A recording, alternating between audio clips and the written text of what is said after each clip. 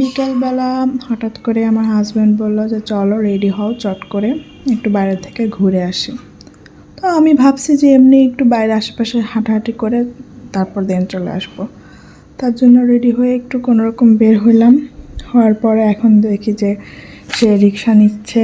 তো আমরা রিক্সায় উঠলাম, সুন্দর ওয়েদার আর সুন্দর মাঠঘাট দেখতে দেখতে আমরা যাচ্ছি। ও হ্যাঁ, রিক্সায় উঠে সে আমাকে বলতেছে যে এখানে কোথাও মেলা হচ্ছে, মানে খুব দূরে না, কাছাকাছি, তো ওই মেলাতে ঘুরতে নিয়ে যাবে। তারপরে এই তো কথা বলতে বলতেই চলে আসলাম মেলায়। মেলার ভেতরেও সুন্দর লাইটিং অ্যান্ড বাইরেও সুন্দর লাইটিং করা ছিল। তারপরে মানুষজন ছিল মোটামুটি। আর এই জিনিসটাই সবচেয়ে ভালো লাগছে যে এই পানির মতন যেটা ছিল, তো এখানে আর এটা দেখে আমার ছোটো মেয়ে এত ভয় পাইতেছিল, মানে কোনো মতেই সে সামনে যাবে না।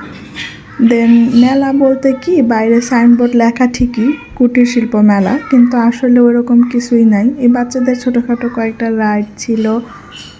দেন এখানে লাইভ দেখলাম হাওয়াই মিঠাই বানাচ্ছে, আর এই ছোটোখাটো খেলনার দোকান, তারপরে কসমেটিক্স। ও এখানে আবার হচ্ছে যে গান মিউজিকের একটা অপশন ছিল এখানে, যে লাইভ মিউজিক হইতেছিল। তো এখানে আমরা বেশিক্ষণ দাঁড়াই নেই অবশ্য, জাস্ট ঘুরতে ঘুরতে এক পাশে দেখলাম মিউজিক হচ্ছে, আর এক পাশে হচ্ছে ওইখানে সার্কাসের গেট ছিল।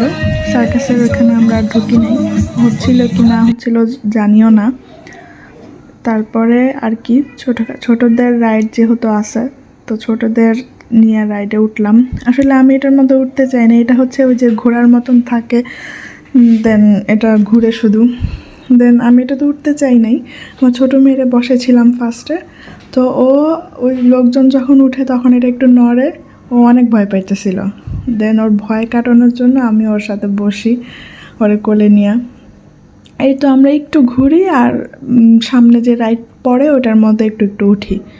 এইখানে বিভিন্ন রকমের কলম ছিল, তো ওদের দুই বোনের জন্য 2টা কলমও কেনা হয়।